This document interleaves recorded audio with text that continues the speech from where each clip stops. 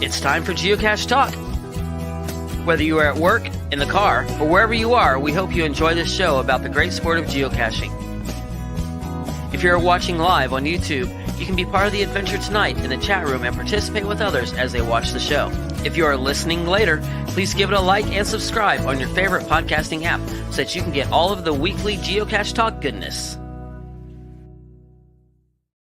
If you have not become a patron of the Geocache Talk Network, what are you waiting for? Patron levels start as low as a Bison Tube level at $3 a month.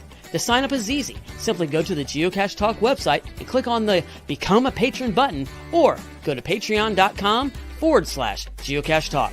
Patrons now get the famous Blackout coin, invites to special events, and other really great items throughout the year. Become a patron today. Have you subscribed to FTF Magazine yet? FTF Magazine is the #1 geocaching magazine available. It is a quarterly magazine that you can be part of. Submit your geocaching milestones and adventures to be published. FTF Magazine is also interactive with puzzles to solve and the hunt to find Spartacus. If you can solve the puzzle or find Spartacus, then you will be entered in to win a special pack tag. Every new subscription, you will receive a special swag pack. Subscribing is easy. Just visit FTF's website, ftfgeo.com. Don't miss out and subscribe today. Logwork, the creators of the fantastic logbooks made with genuine Write-in-the-Rain paper. The logbooks designed for the micro-containers of the present and future, geared towards the hider who'd rather go caching than doing cache maintenance. Find them at logwork.com. That's LOGWERK.com. Big thanks to all of our patrons. No new patrons currently, sad face. But we are going to celebrate our Aussie patrons. Kitty Catch, Scott, Colin, and Brett. Good day, mates. And I don't know, would you call Kathleen? I guess she's a mate. I guess women mates too? I don't know. How's that work? You know, I'm not sure on the whole Australian protocol for greetings, to be perfectly honest. I don't know. They need to, somebody in the chat room. We'll have to have somebody on again, an Australian on again, and ask them. Yeah, we need to. Yeah, I mean, I'm really curious on the whole Australian pizza aspect, and you know, big shout out to everybody in the chat room for mentioning pizza, like K-Plast, Happy Hodag, and you know, I think Brad and Jen said lots of pizza comments on that side. So always, are you craving cheesy goodness? You're really corrupting our audience for pizza talk. Whether you're at your local. Thank you, everybody, for joining us for Pizza Talk. And just to confirm, Jesse had his dose of pizza right before the show to get into the mood. Yeah. And I think it was a tasty buffalo chicken pizza at that, too. Oh, that my. was everybody. So good. Yeah. Oh, my goodness. It's insane. I actually had pizza today, too, so I can't say leftover pizza from the other night. So it kind of is a pizza. It kind of is a pizza talk night. Everybody's on board with pizza talk. Oh my gosh! I tell you, you've corrupted us. Just silly. And I don't eat much of that because I'm my week is typically very carnivorous, but I crave some pizza, so I figured I'll go off plan for a day, and I'll get back on it starting tomorrow. So there you go. Oh man! All right. Big thanks to Jen. Jen clarified Aussie pizza is the same. They're just it's upside down pizza though. Yeah, that's good. Or are we the upside down people? Pizza? Are we upside down, or are they upside down? No, they are. They're upside down. Okay. All right, sounds good. All right, let's get cranking with some. As I rant for a second, let's do some news.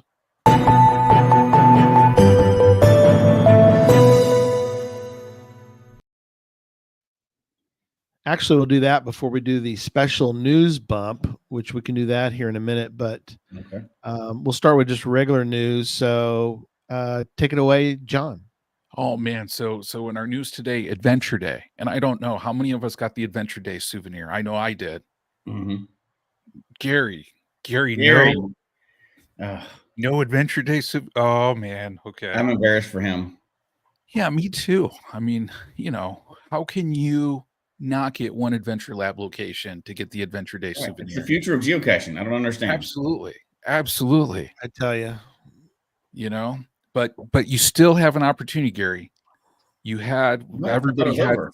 from October 18th to through October 20th to complete any Adventure Lab location. Oh, Any Adventure Lab stage. Just one.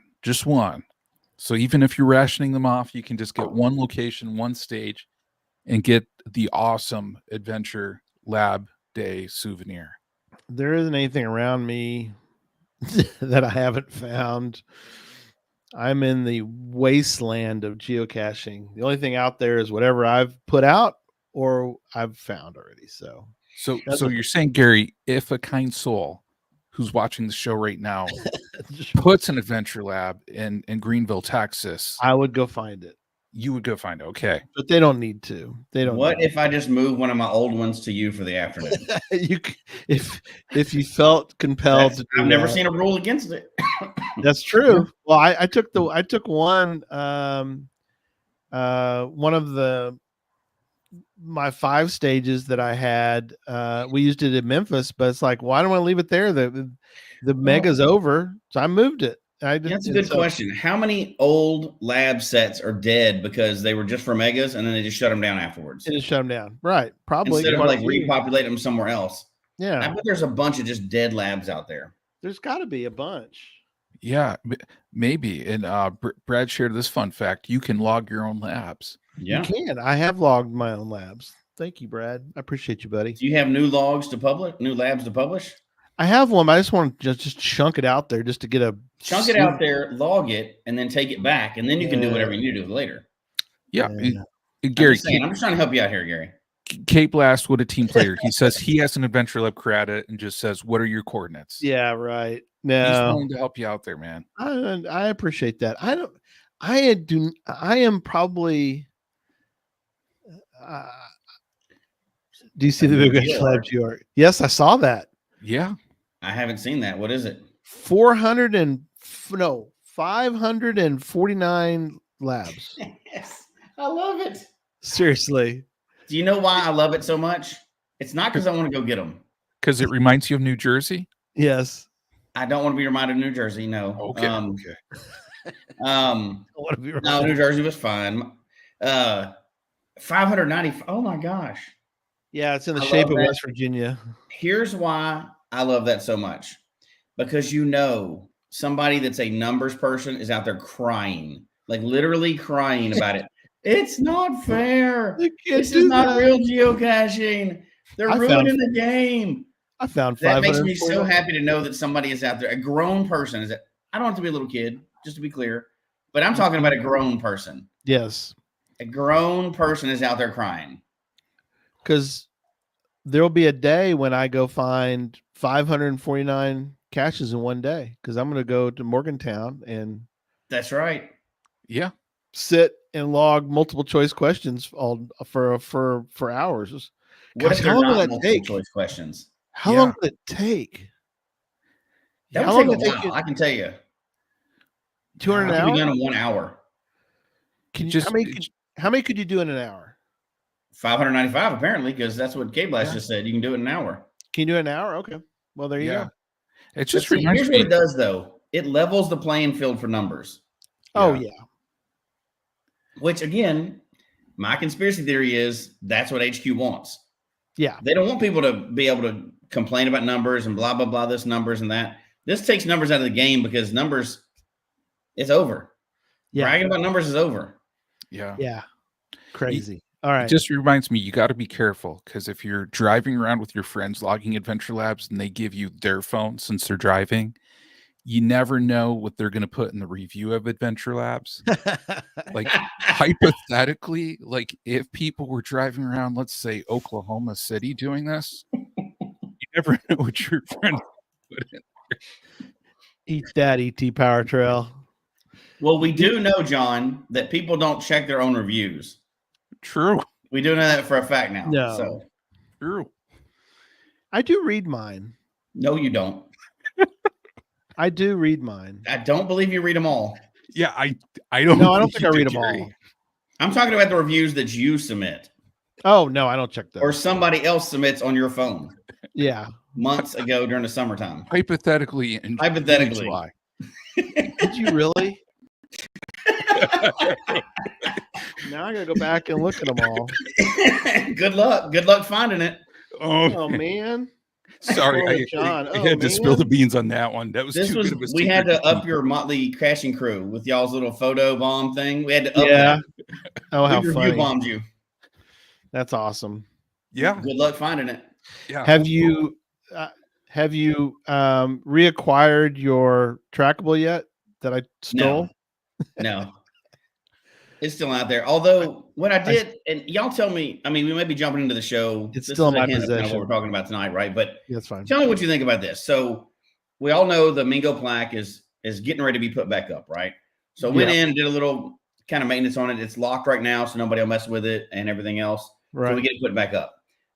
Which Ryan's working on that. You know, he's on a trip. He's working on that after he gets back his mission trip. Right. So I have a bunch of trackables that have gone missing. And in the past, when I've had some go missing, I put them on my profile page. Right. But I had some, and I've kind of done that. That secret's kind of out. Tons of people have logged those. So I had a new one. Instead of putting them on profile page, I changed what I wanted to do with them, and I logged them all into that virtual. Right. So now I've got like 20 or so in that virtual. And if you click on it, it says virtual's in this one. You click on it, it's got the log number to log it. Yeah. On the trackable page. Trackable page. I don't see any rules against that.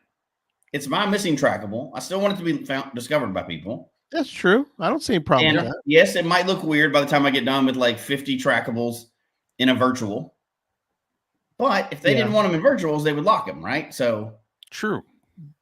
Yeah. I mean, they allow virtuals to have trackables in them, which doesn't make any logical sense to me. But as long as they do, I'm just using the game out. I paid for all those trackables. So yeah, if they went missing, I might as well do something with them fun.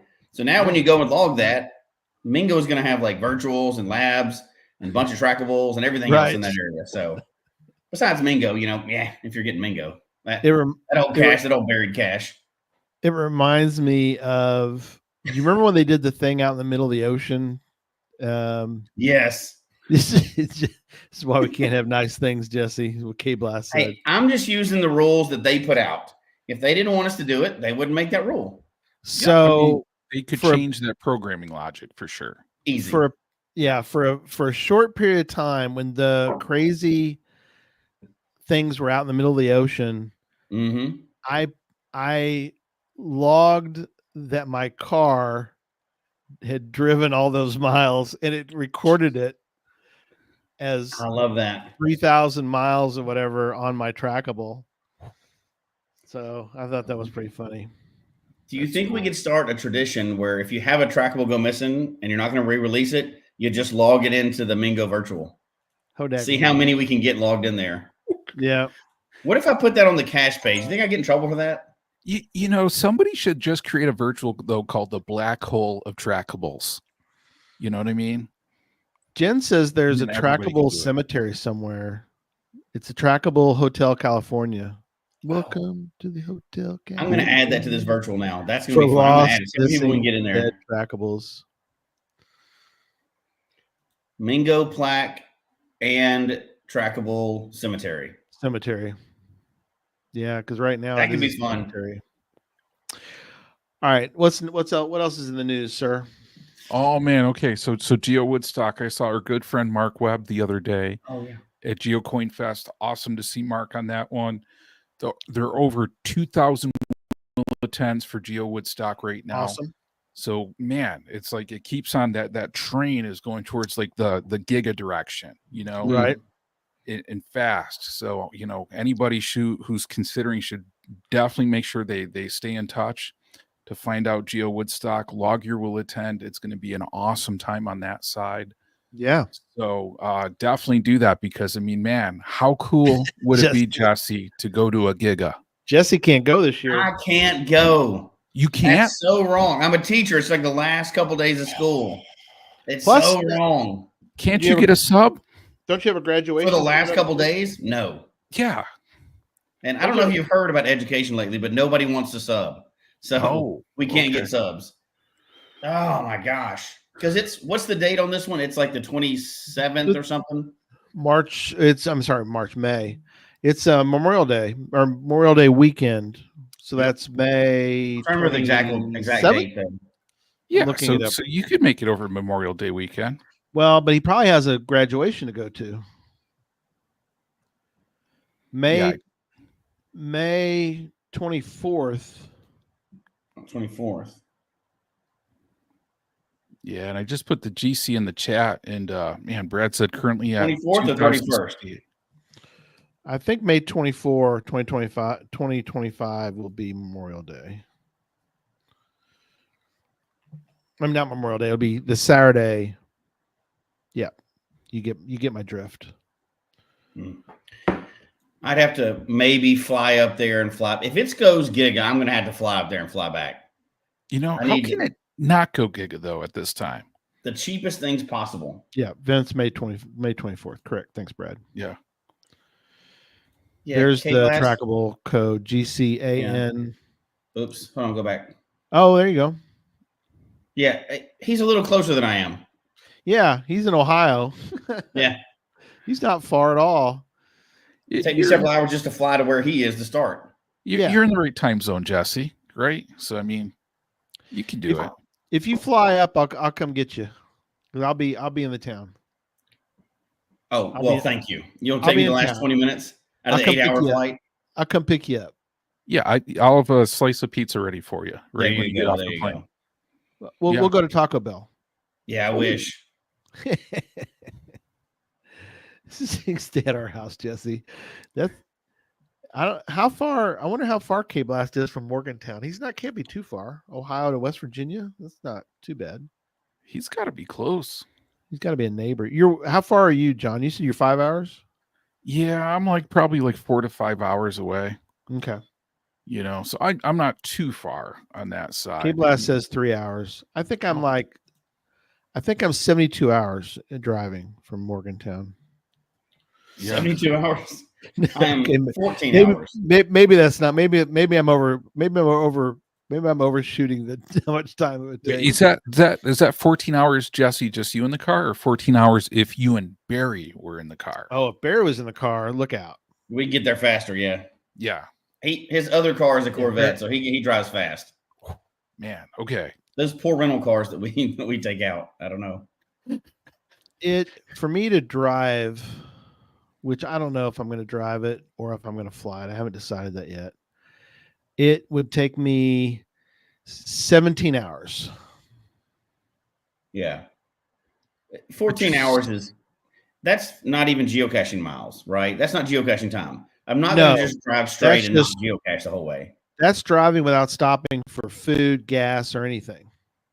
So it's going to be more than 17 hours. Well, yeah, and I couldn't leave till Friday afternoon. So I wouldn't even get there in time for the event to start probably. Yeah.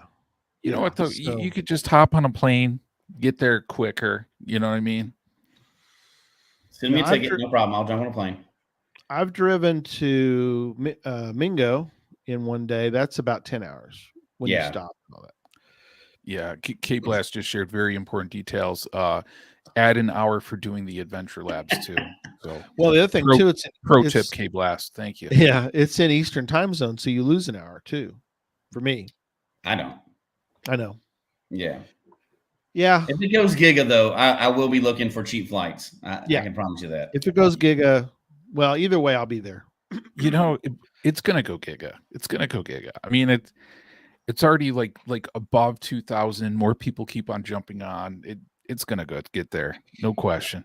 Y'all are killing me. Can we move on and talk about something? Yeah, let's talk about something. So let's talk about GeoCoin Fest. I went to GeoCoin Fest the other day, and man, excellent, awesome event. Tip my hat off to the people running it. It was one of those where Jody and I were like, okay, should we drive 3 hours to attend a mega for 2 hours and then drive 3 hours back? Heck yeah. So we jumped in the car, we did it. Awesome time seeing so many people. And man, for that team putting together that event and having to move it to another hotel, another venue, because last one closed, they knocked it out of the park. They did an absolutely terrific job on that side. That's awesome. And they did announce, by the way, GeoCoin Fest 2025, it's going to be in Castle Rock, Colorado. Yep. Oh, nice. October 11th, 2025 on that side. So I'm going to put that in the chat so that people can see it. Yep. That is a very pretty place, by the way, in case anybody doesn't know. Oh, is it really? Okay. Oh man, yeah. Didn't they have a coin fest in Colorado? No, there's one in Denver, not Nebraska. Castle Rock. Close though. Close. Yeah, we had a coin fest. That was the first mega I ever went to. Was coin fest in Denver. In Denver, Really? yeah. Yeah, Very cool. it was early on, and that's where they had the maze before it stopped. wow. And I didn't even go do it because I didn't know what it was. You know what it was, yeah. Nope. Isn't that funny? Nope. Pretty awesome. That's awesome. All right. Cool. Are we ready to move on? Yeah, We're ready to rock and roll, man. Stop torturing me about gigas that don't exist. I know. It's going to exist, Jesse. You know it is. Yeah, just like the last one. Nobody believes it. Y'all all faking it. I know fake news when I hear it. We ready for Podcast of Hope? Let's do it, man. Oh, yeah. Let me I want to show one quick video and then we'll come back because we love Podcast of Hope so much. And I love this video. So I think it'll be a good way to segue into the lineup. So this is one of my favorite videos. I know this is one of Jesse's favorites. So here we go. Chemotherapy treatment can take months, even years to complete. To a child, 2 years can feel like forever.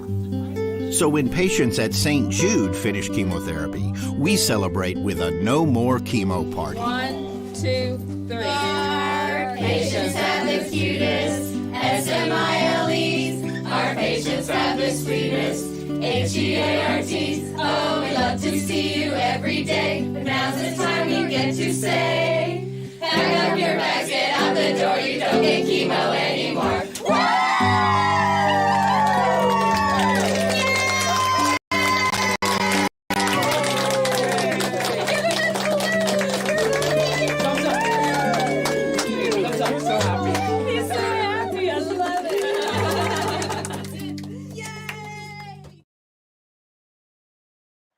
I love that video.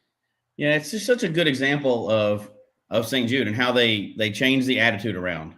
Yeah. That could be just you're not having chemo anymore. And they make a whole party out of it for the kids. Yeah. And make it a celebration. So That's amazing. Awesome. St. Jude is so awesome. They are so great. And it's been an honor to be a part of raising money for St. Jude and looking forward to another great year. We have another unique lineup. We've had some really great all-stars over the years. We've had movie stars and we've had musicians, or we've had record producers. I shouldn't say musicians. I don't think we ever had a musician yet. We're gonna have one this year. We had Travel Bugs. Yeah, well, that wasn't Podcast of Hope though. That was We had him on Podcast Hope at one point. No, that was CacheCon. Oh, CacheCon. Okay, yeah, you're right. Yeah, but we've had so many great. We've had we had Doug on last year. Ms. Pac-Man inventor. We've had a lot. We had a pop-in guest with Jim O'Hare from Parks and Rec. Yeah, how cool was that? So cool. That was awesome that he just sort of showed up. And it was, and again, we've had so many. So, all right, so here we go. So we've got an interesting lineup. We're going to start with, and this year we're doing 6 hours instead of 8. 8's a long time. Trust me. Trust me and Jesse, 8 hours straight is a lot. So we're going to try it with 6 and see how that goes. And then we'll go from there. We'll see if we, if we like it, or if we want to switch back, or I don't know. So first, let me mention that Podcast of Hope is December 7th. It's from 5 p.m. to 11 p.m. Central. So adjust your clock accordingly. It's a Saturday.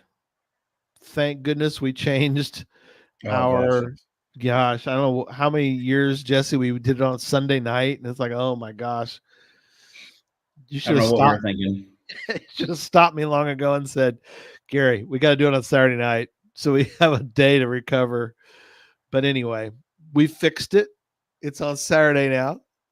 It's our 9th year. And we got a cool lineup. So here we go. So 5 p.m. hour, we have Heather Anderson. She is the National Geographic Adventure of the Year in 2019. And let me tell you a little bit about Heather. Heather not only has done the Triple Crown, and we'll talk about the Triple Crown in a second. She's done it 3 times, by the way. I forgot to tell you that, John, ahead of time. She's done the Triple Crown 3 times. Now to do the and she did the Triple Crown in 1 year. Now let me explain to you about the Triple Crown. Crazy. So she walked, she hiked, through hike, and we'll talk about, through hiking is a different way to hike. First, the Appalachian Trail.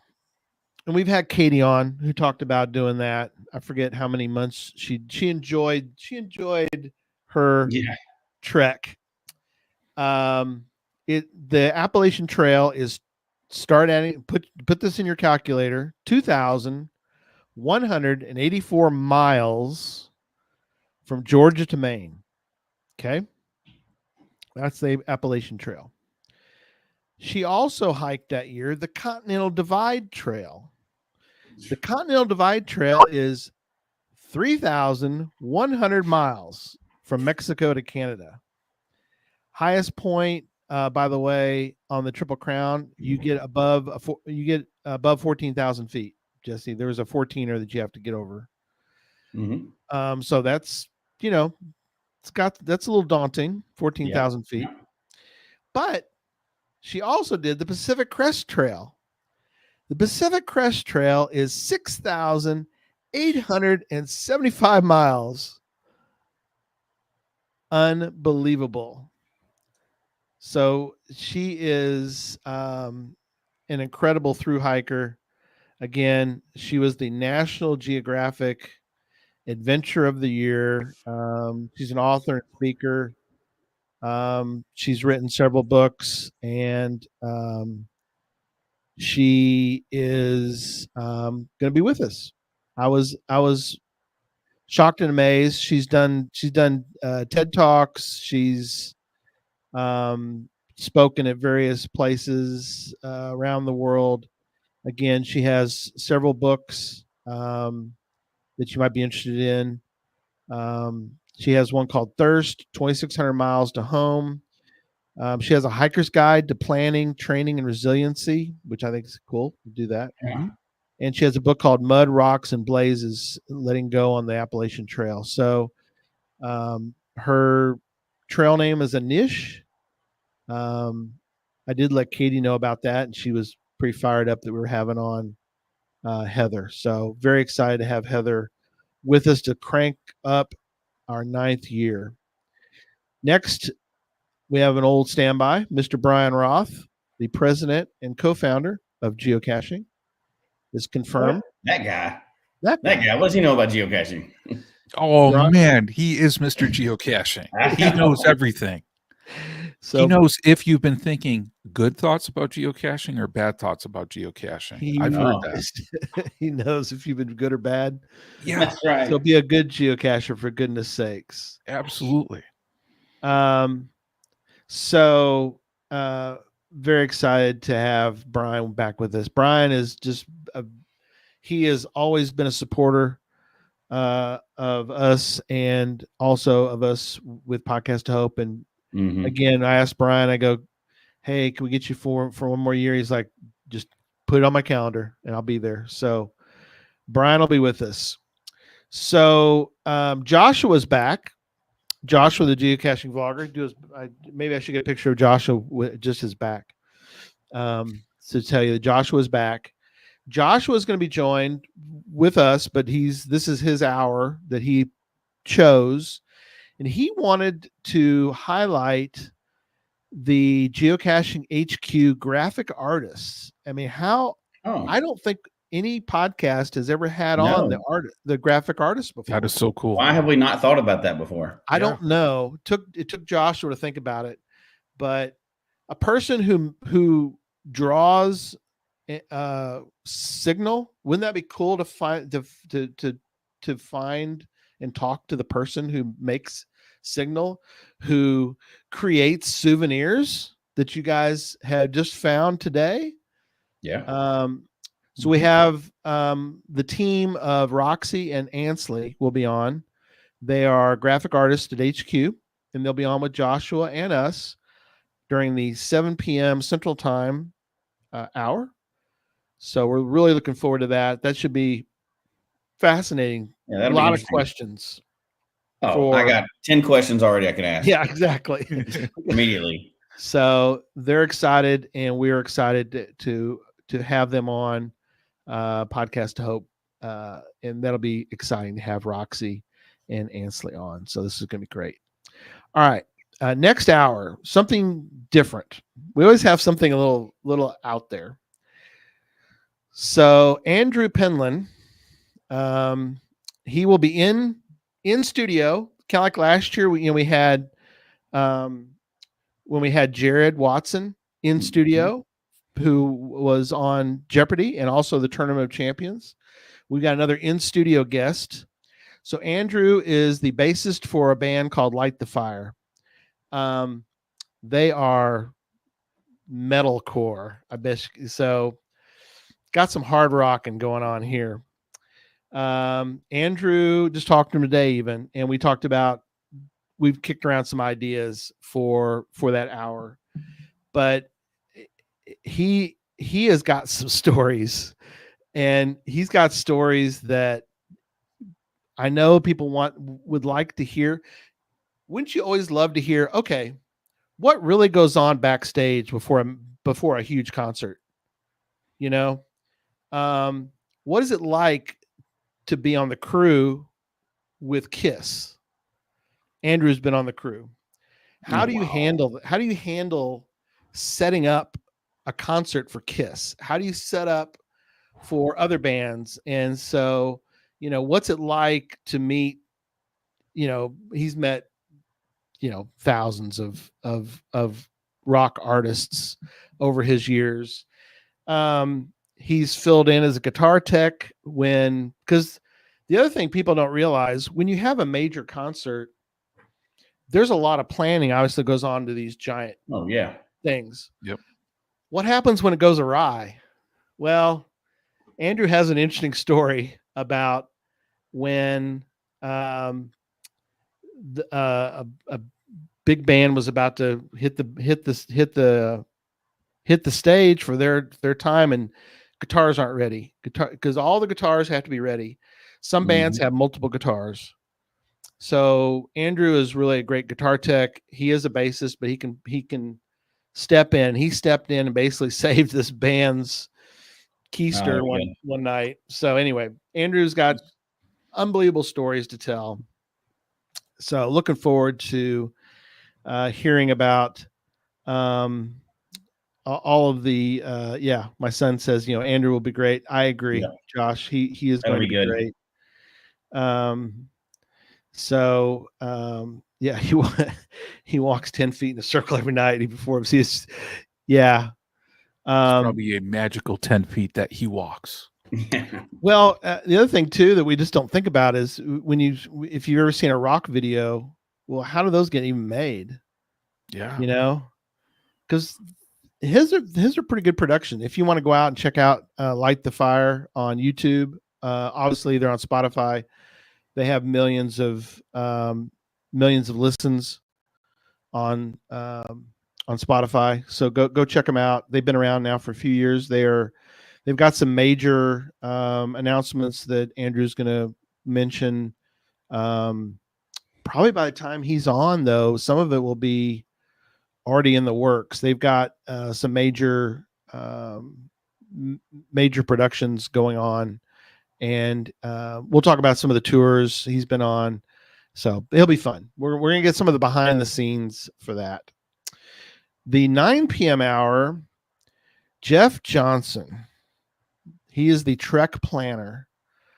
Definitely go check him out prior to the show. I know John's been out and looked at some of his. Oh, man. I've been watching his videos for a long time. and Okay. I gotta tell you, I'm so excited to have him on. On this one, I just can't wait to talk to him. So in a nutshell, Jeff he'll scour Google Earth. Mostly, pretty much all of it's is basically the the southwest and the west part of the state of the country, and he'll look for things, and he might find some weird shaped object on Google Earth, and he'll be like, "Huh, I wonder what that is." And he'll trek out there and he'll figure out what it is.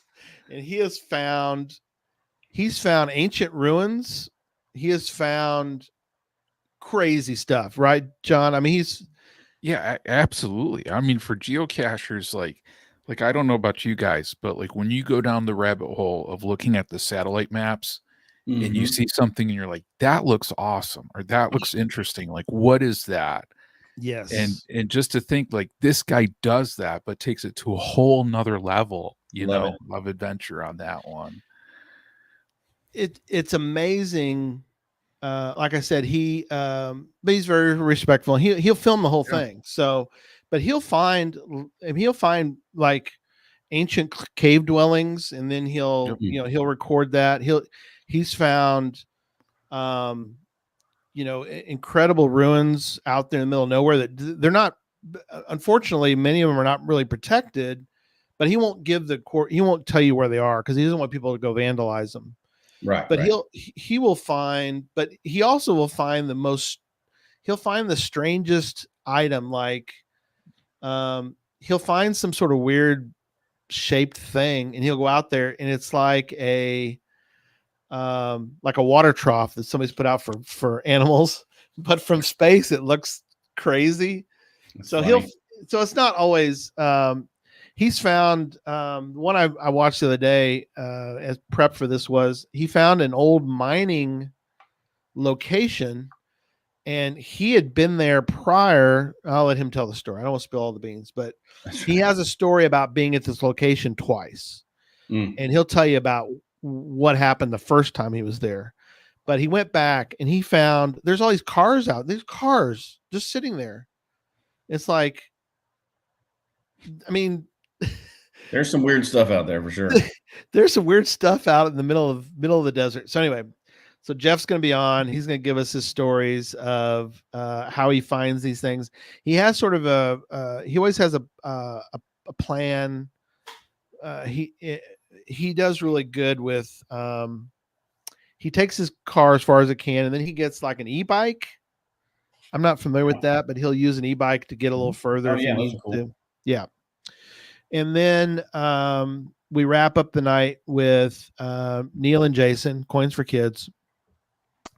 And we'll watch the video. And we'll get to it's a good wrap up having them on. Mm-hmm. And we'll talk about we've already had somebody give to Podcast to Hope. So if you want to give now versus later, you can. I'll put the link up for everybody. But it's podcastofhope.com is the website you would go to. Somebody had their Coins for Kids money and they weren't going to be able to make December 7th. So they went ahead and gave their Coins for Kids money because a lot of people will collect their Coins for Kids money during the year. I know Neil's talked about how people will come up with bags of coins and paper money, and they'll hand to them and say, "Here, this goes for St. Jude." So a lot of people, I know that some people have created jars, and they'll take the jars with them. I know there was one. I saw one that was at Midwest Geocache this year that somebody was carrying around their container that had the logo on it. And you can get the logos too, by the way, from either Jason or Neil for the Coins for Kids. And they were just carrying it around, collecting money from folks, and it adds up, that. So we are excited to do this again, and I'm going to wrap up with a quick other video to give you another exciting to wrap up the night as far as coins for kid. And we'll get into cheese and crackers, Crashers. cheese and crackers. That sounds good too. Mhm. But here's what we're using this year for our bumper. So here we go. Welcome to the Geocache Talk Network's 9th annual podcast of hope. This year we are hoping to raise $12,000 for St. Jude Children's Hospital. These donations directly fund life-saving treatments and groundbreaking research. Your contribution, no matter the size, can bring hope to families facing the toughest battles of their lives. Imagine a place where families battling life-threatening illnesses never see a bill for treatment, travel, housing, or food. That's St. Jude. Every dollar you give helps these kids get the care they need and the hope they deserve. We've heard countless stories of courage and resilience from families who found a lifeline in St. Jude, and it's not just about the incredible medical care. It's about the community of support, the warmth, the love that you can be a vital part of. Now, let's join our hosts of the Geocache Talk Network's podcast of hope.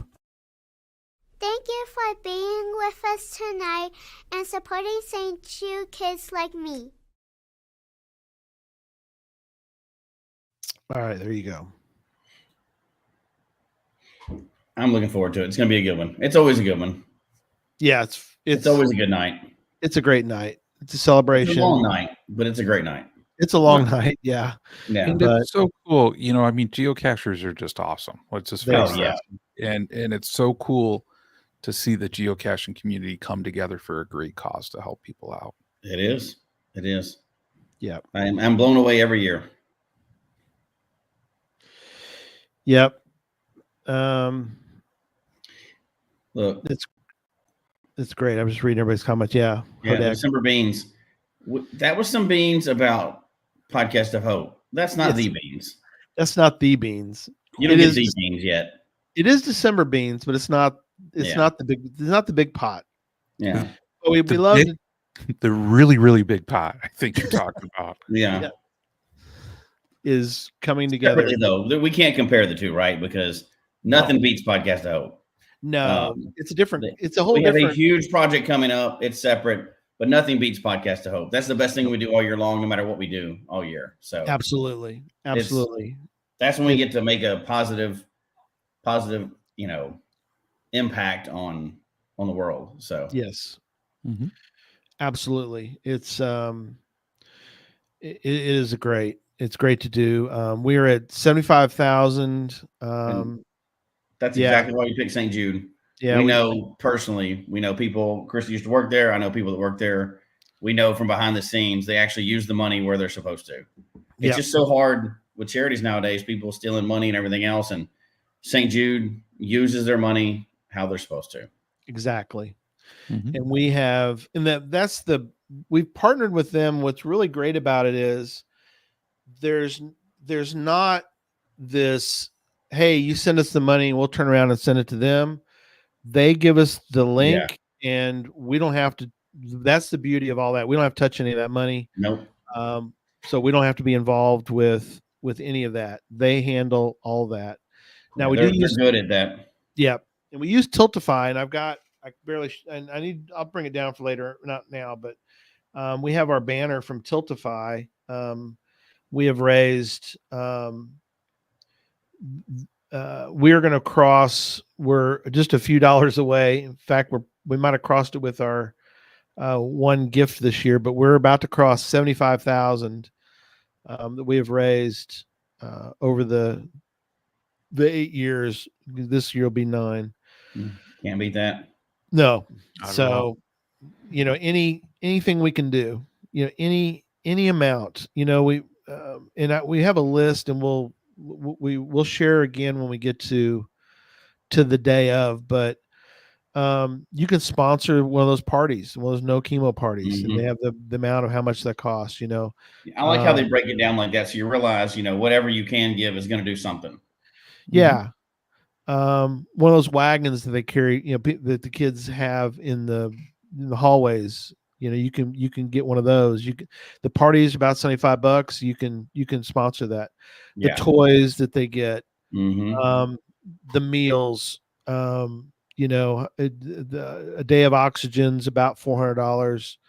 The wheelchair is about 700. You can kind of break down, and go, well, I can't make a difference. Well, you can give, you and a couple friends can get together, and you can put together, you know, an amount for that.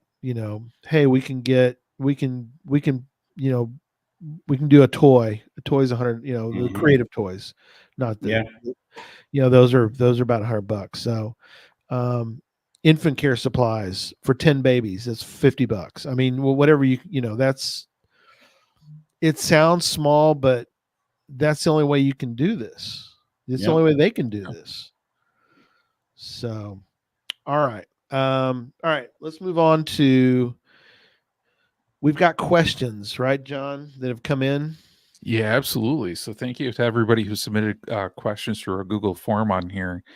And we got a lot of really good questions out here, A lot. from people. And a lot of these, man, I don't know about you guys, but a lot of these could probably be a show in itself. Yeah. We'll Answering be able to just hit a couple of them one. tonight, but we're not going to be able to hit. It would take all of a podcast to hope to hit all these questions. Absolutely. Yeah.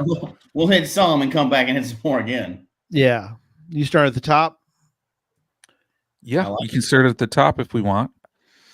Okay, there you go.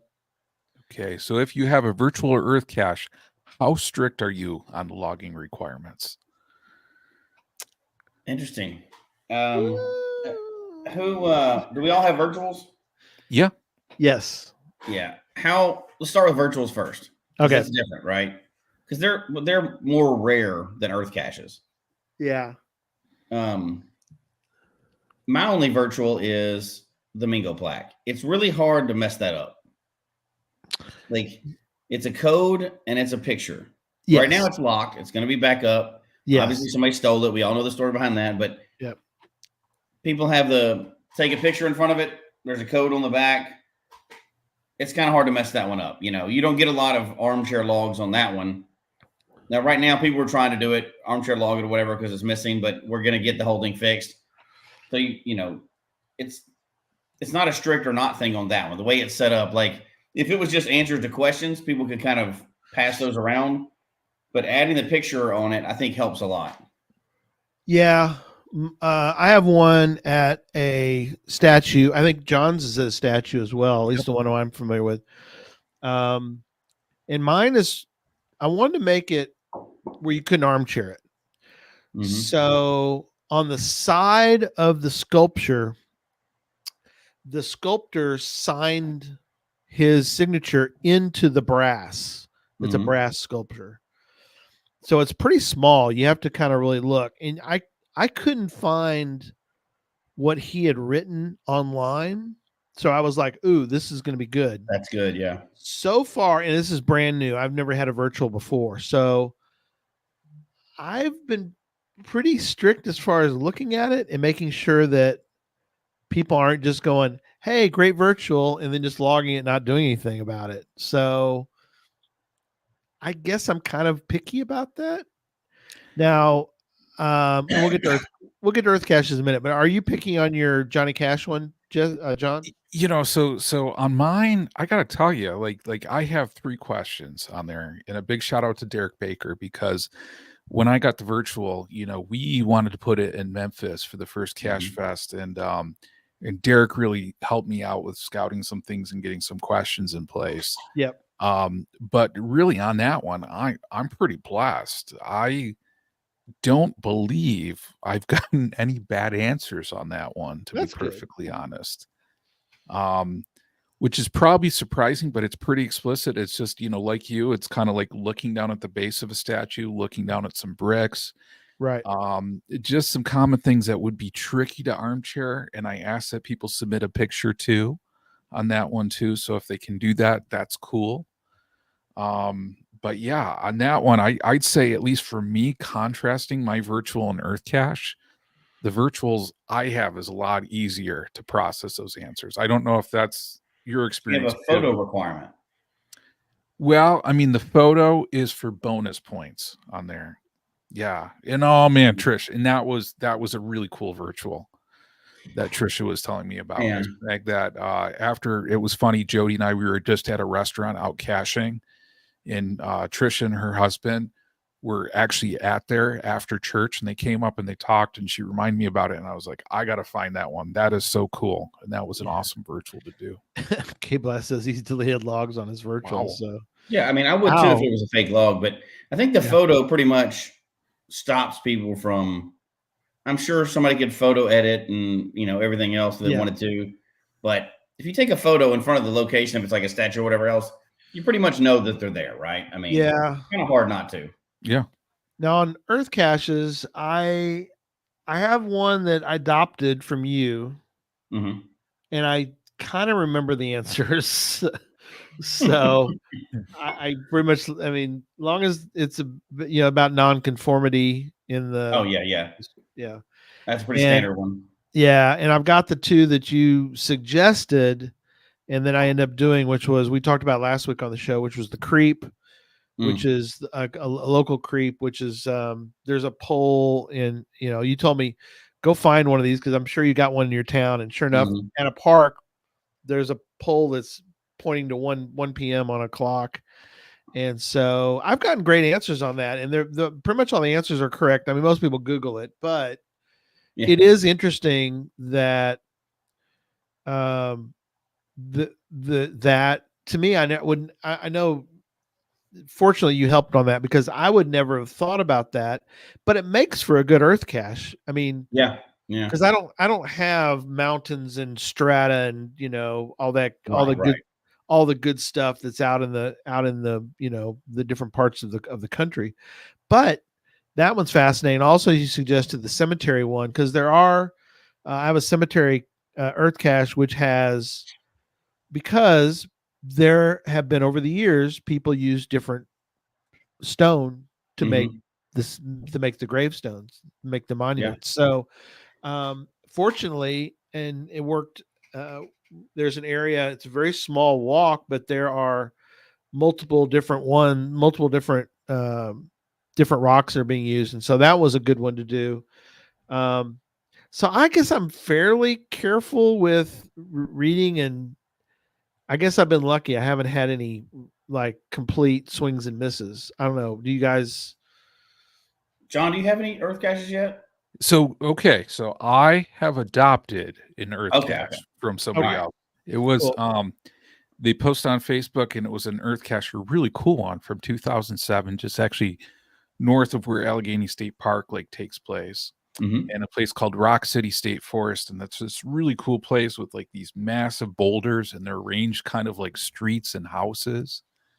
So on that one, it's really kind of like estimating the size of a building, on there. So it's kind of like range data to a degree. So it's not it's exact measurements. Those can be hard. Those are tough because I'm terrible at guesstimating. So it's not like I'm looking for an exact one, and if they're off by 5 or 10 feet, it's not like I'm saying too bad, Yeah, 10 feet. That'll be off by a bunch.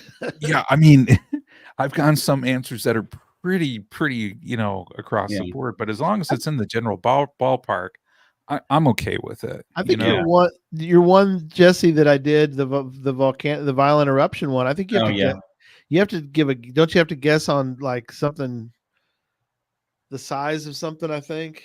Yeah. So based on the information that's there. Well, yeah. As you look at it. Yeah. How far it moved. Yeah. Yeah. So I just take a shot at it, but. Right. Yeah. For me, first of all, I don't think earth caches should be stressful. You should be, unless it's particularly marked as a really difficult one, which the new guidelines don't really want you to do that, right? So, but having the ones that already existed, and I've talked about this a bunch before, but I think earth caches should be able to be done by anybody. Now, there's some higher terrain ones that some people can't do. That's fine. But as far as the lesson on there, I think it should be able to be done by anybody. And again, we won't have to go into it long because I've talked about it many times before. I'm 180 degrees. I go the opposite way. I'm really strict about letting people DNF mine. I don't want them to not be able to log it. If they Right. were there and I can see that they were there, I will work hard to make sure that they get the answers right enough to claim it. I want them to claim it. Now, I wouldn't just let them claim it if they didn't try, but if they're like, Sure. I got it, but I couldn't understand the question, okay, we can work that out. And I've emailed back and forth with people on that because I want people to be able to get it. You know, if they were there, if they're like, I didn't have a photo and I can't get it. Well, sorry, bud, you didn't do anything. So, Yeah, but I put photos on mine for that reason. As long as I can confirm they were there, I'll try to help them figure it out.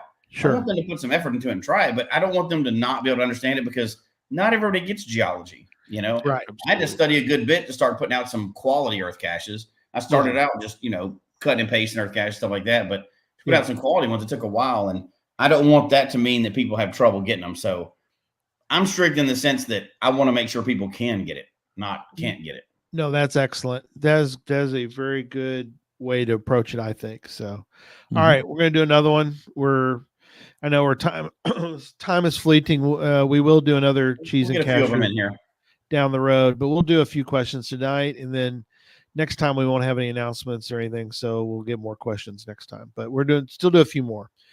Do you always log a virtual earth cache and challenge on the exact day you qualify?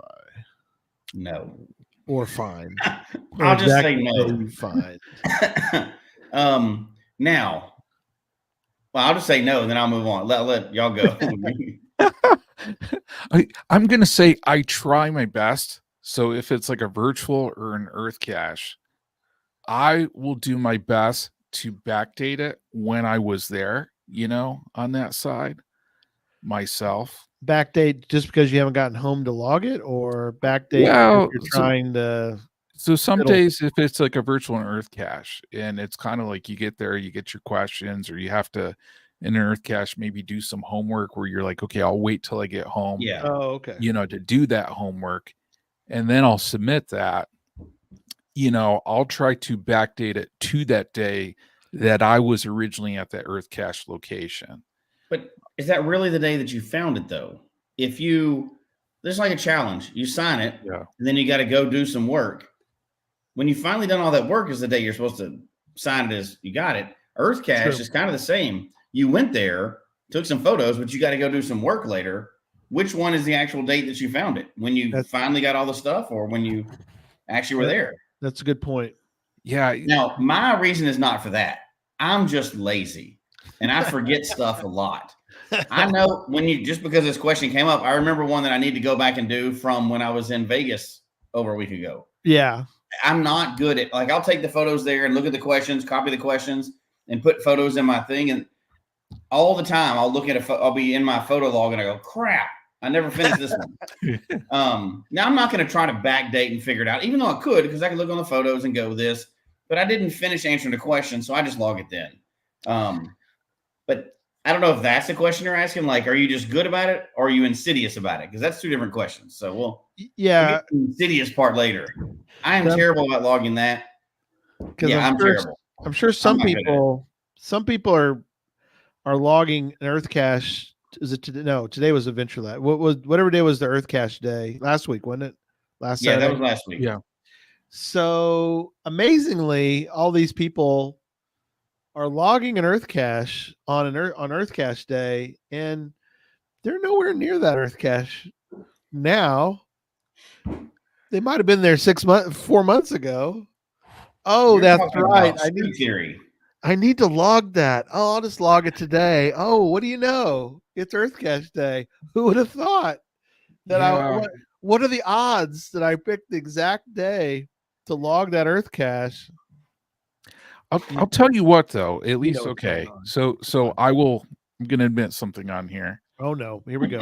I went to an event the other day, and there was Adventure Labs open, and I went and I tried to answer them on the spot. I'm like, you know what?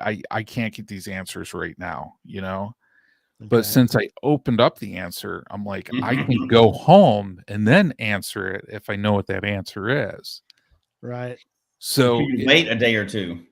Well, you know, so on this one, I'm just saying for Adventure Labs, that's tricky because you can't backdate it to that date that you were actually there. So that one is when you answer it. Mm-hmm. But the question to me is how is that intended? Is the virtual and the earth cache supposed to be when you were on the site? And we could even take this a step further, like a traditional, right? Yeah. Let's suppose you were out, like hypothetically, Jesse and I were out caching, right? Or we were. Jesse logged some, and I'm like, you know what? I'm gonna wait until I get home so I can write some quality logs. Yeah. Well, yeah, you can always do it more later. But you can still backdate it. Yeah, but should I backdate it to that date that we were actually out there? I would say with a traditional, yes, because you've satisfied all the requirements. Okay. But a virtual is different because you may have to go and find some questions. Yeah. Usually not, but you may have to do some research on it. And Earth Cache, you definitely have to look some stuff up sometimes. Typically. You can't always answer based on that. A challenge, unless you're pre-qualified for it, you're just signing it, that could be any date. Now, a lot of times you don't know exactly when you qualify for one. See, yeah, exactly like Nick's saying. Cacher Nick says virtual yes and Earth Cache yes. Challenges I never realize when I do qualify, so I just go check every once in a while to see if I finally qualify. So they've logged it, but obviously you can't submit a found it log until the day of. But it's not going to jive with your signature. Although you got this is another question, but do y'all still date your logs or you? I don't do it anymore. No, I just stick my name on it. It depends. No, I say it depends. Nanos, never. No, there's right. Little ones, never. If it's just some cache that I'm just finding in town, no, I don't. If it's a big cache and I'm going to write a little bit of story in there, then I do date it. Yeah.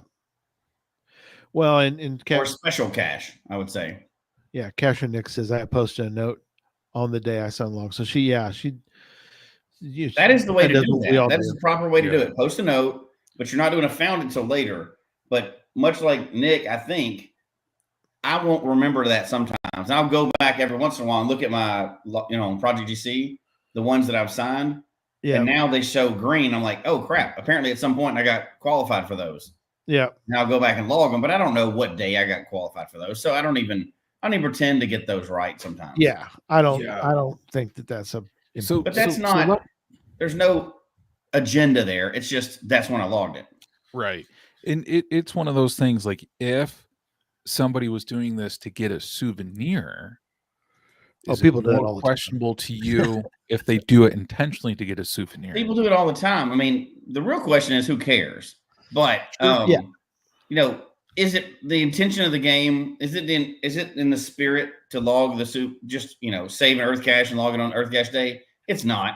It's supposed to be to go out and get it. Does it matter? It does not matter. It does not matter. Now I like the idea. So does a lab cache count as a find, like a find for the day? Yes. So could I go up to West Virginia, open all of those 595, and just answer them one at a time for the next 595 days and get a streak? I think you could. Boom. Look at that, guys. Just you're welcome. 595-day streak, guys. You got it right there.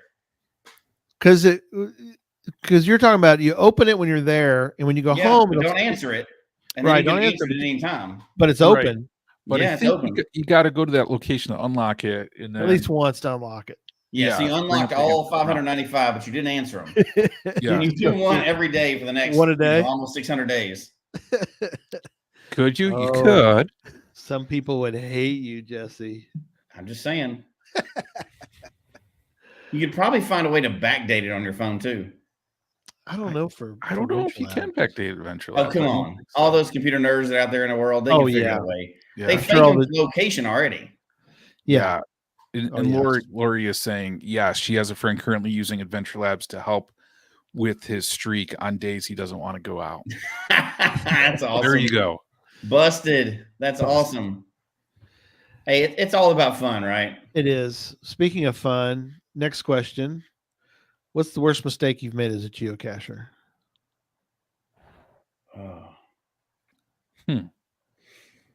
Mine are all things I've talked about. Mine aren't a secret. Like, I've done a lot of dumb things. I guess it depends on how you look at this, right? Like, I've told everybody before. Well, we just mentioned I didn't get the maze when it was. Now it's back, so it's not as big a mistake as it was. The Cache Cross America, Hawaii, we've talked about. Yeah, skip that one. Yeah. You're probably less than 1,000 feet from it. Oh yeah, less than 1,000 feet. Probably 529 feet from it, but Probably. And then let's see. Kind of Hawaii's oldest. That's good. In the beginning, I didn't understand. I didn't know anybody yet. Like I'm talking the first 100 caches. Yeah. I thought paperless caching meant that you just logged it online and didn't sign the log. Right. Like my thought, I didn't read it, so I thought we're saving space for these little bitty logs, so we just log them online instead of writing our name on it. Right. Until I got to an event and somebody told me, yeah, dummy, that's not what that means. You still log it. Now, luckily, there was only a few, and they were all local, so I could go back and sign them, But I didn't know. I wouldn't. I don't know. Worst mistake. Now, if you're talking about safety stuff, I've done a lot of dumb crap, like gone out and been in places where I shouldn't be, and get myself in various situations. And there's several of those, and I've probably shared them all before. But like ones you're like, man, this could be it. Like, man dies. Like you're seeing the headlines already. Man dies geocaching. Yeah, he's an idiot. Something like that. But I don't know if he's still on, but we should have him on to talk about his brush with death, K-Blast. Talk about doing. That's probably his. Oh my God! Yes. Yeah, I saw K-Blast afterwards, and to see his wounds and his bruises and everything else, it was like, oh my God. I don't know. Crazy. Oh my. Actually destroyed a cache. I've dropped a cache so badly, couldn't find it. I had to go all the way back to the car, get a cache, bring it all the way back out, replace it. I mean, that's not a big mistake, but that's still like it happens, right? It does, but you're like, oh my gosh, you drop the lid, and you're like, I can't leave it now. I can't leave it like this. John, you're awfully quiet up there. You've not made any mistakes? Oh man, a ton. I'm gonna say some of my biggest mistakes. I cached across America, drove past Bowling Green, Kentucky Corvette plant multiple times, never grabbed the cache on that side. Like each time I was probably like so close to it. I've lost my own cache before. I don't know if you guys have ever done cache maintenance on your own cache and have lost it in the process. So if you ever, I've done that where you drop like the pieces or a nano lid, just down into oblivion. He found a cache under leaves when he heard it crunch. Yeah. Oh, look, I found the cache. I've what was one I did? I over tightened a cache after I got first defined on it. It was like a hidden pipe, and I over tightened it to the point where it could not come loose. Oh no. And I had to come back with tools to then re-loosen it up for the next person. No way. Yeah. We had one crazy one similar to Lori's. Lori says she dropped a cache that was in a fence post, contacted the CO and explained what happened. Then she had the audacity, Lori, to ask if she could still claim it as a find. I love that. No, Lori, you can't log that. Oh, she'd already logged it. Might as well. She didn't sign the log. Or did she? She may have signed it before she dropped it. Well, she didn't say. Dropped a cache. Well, anyway. Yeah. Eminem from M mentioned this one. I wasn't even going to mention it, but it wasn't even quite a cache yet. But I had my apparently too realistic body in a box that was going to be part of a mystery crime thing. Oh yeah. Yeah, and the police got called on it. I remember that. Yeah, that was fun. Was that in a ditch behind a bar? Yeah, like a really seedy bar too. And I had like blood coming out of the box, and it was like Yeah, that's perfect. In my defense, I did have the geocaching logo on the outside of the box, but it was kind of ghosted in. So, okay, it was chained to a tree, so it looked like somebody was trying to get rid of a body for sure. Amazing. All right, we got a couple more to get through tonight, and we'll wrap up. Somebody asked when Memphis get a raise. That's what I'm asking. I don't know. I think this is still under consideration, right? My contract has been up for years. Yeah, he's working on an expired contract, so I don't know. I don't know how. I think with the terms and conditions, since it's expired, it's still the old terms and conditions. Well, it's sort of month to month. Okay. It's kind of like a rental, like a apartment rental. You know, it goes month to month once you pass. You treat me like a rental car. I know how it is. And especially the way Jesse treats rental cars. Yeah. Hey, they say for like $7, it's insurance. You can do whatever you want to it. I'm pretty sure that's what they said. That's what. Yeah, you can do it. Yeah, that's the old Seinfeld. Yeah. Where he says, I want as much insurance as you can give me on this because I'm gonna beat the crud out of this car. Yeah, you know it. The person looks at him like, I'm gonna drive all 700 miles with the emergency brake on, so just bring it on. And trust me, there's some Barry and Jesse stories out there. So, oh yeah. When to archive a cache? Oh gosh, I've archived this week. I think I've archived 4 or 5. I'll go back and look. I've archived, but see, I've archived them because I was putting another cache out.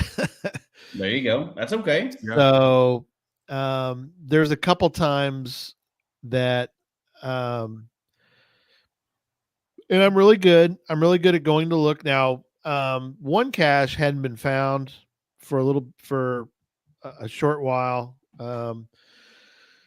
Couple weeks, and it was on my list to go to look. And I was like, I'm just going to, I didn't want to replace it because I'm the only, like I said, I'm the only one out here putting well, not completely, but I'm almost the only person out here putting caches. So it's like, if I'm going to fix a cache, I'm just going to replace it, like archive it and put out a new one. Refresh the cache one.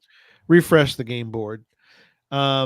Most of the time this week, I've been lucky, and I actually found. I won't dominate all the conversation here, but y'all will think this is. I think y'all think this is cool. I put a cache out. This one has been out since 2017. Original container, original log. Oh, nice.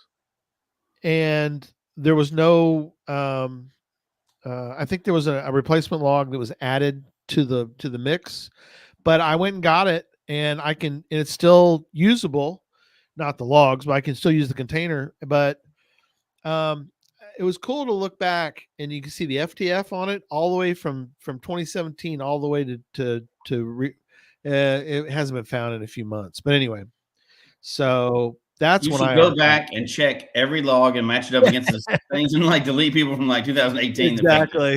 Exactly. Then Gary like just ruins people's milestones. Yeah. Yeah. So how about you guys? What are your? Oh man, you moved, Jesse. So yours in a different situation. Did you? Yeah, I would suggest if you move 1,888 miles. Yeah, that's the threshold. You should archive any physical containers that you can't go back and maintain. That's true.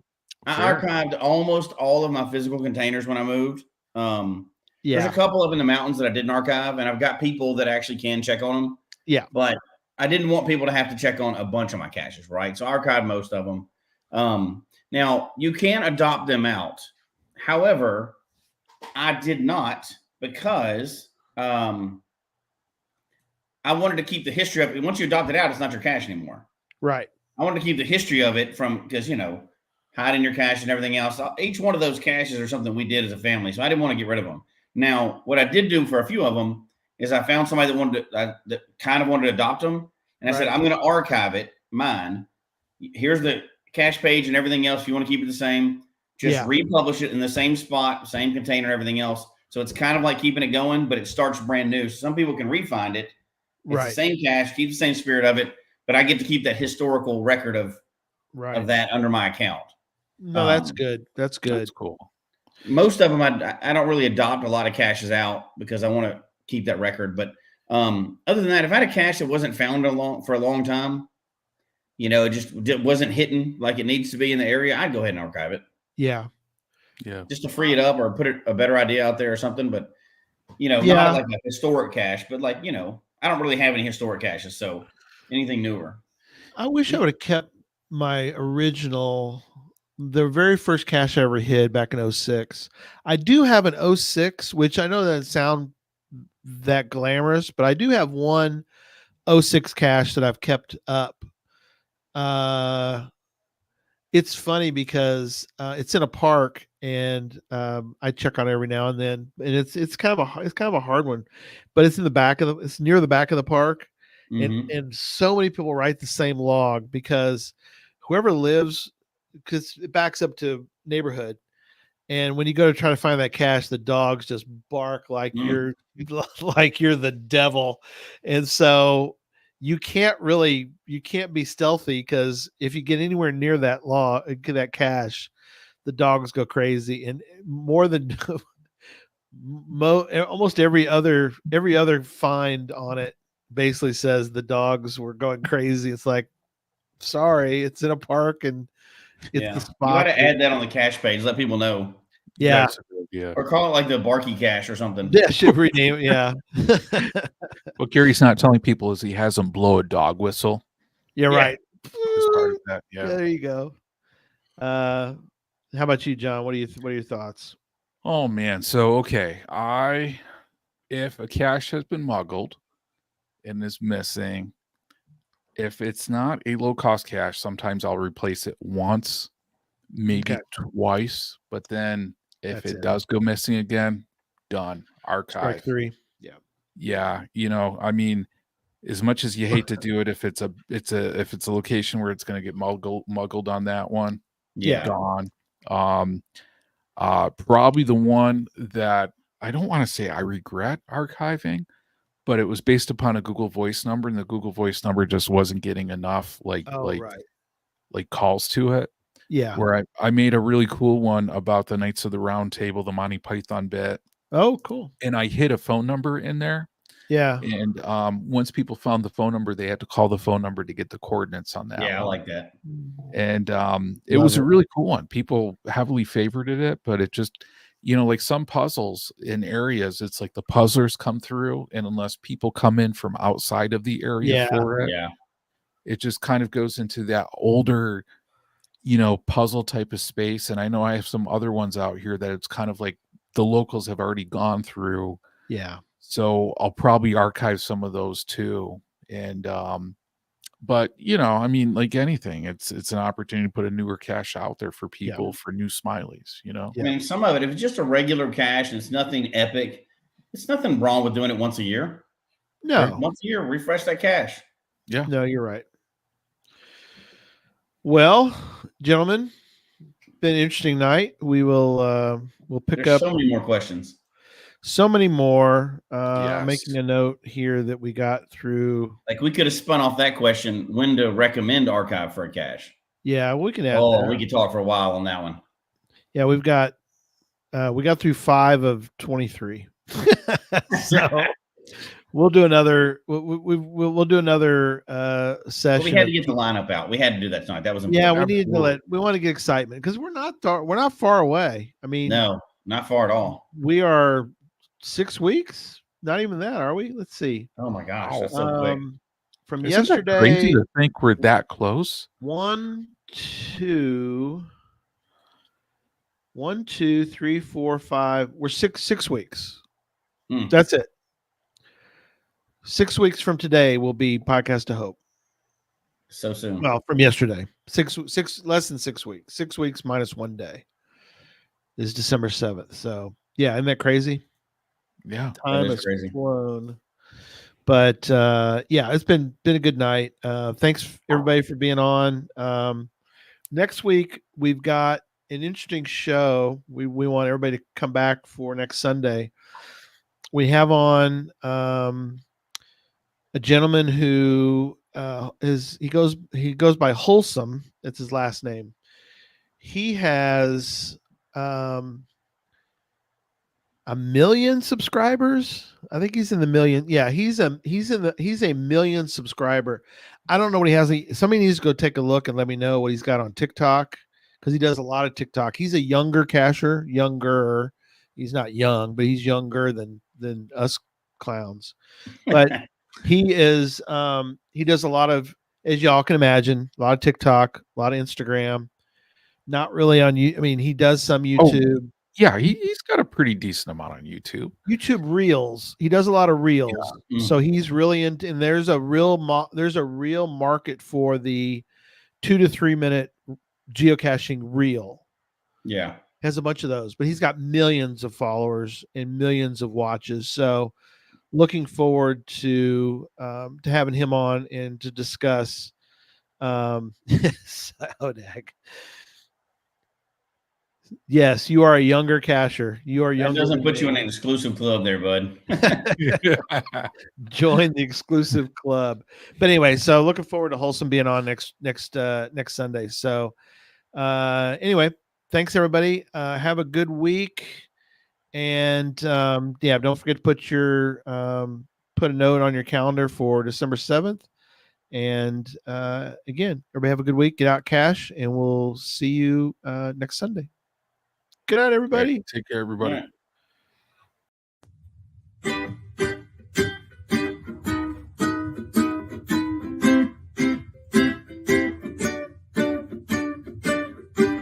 May your finds be many, and your DNFs be few. May the terrain and difficulty both be less than 2.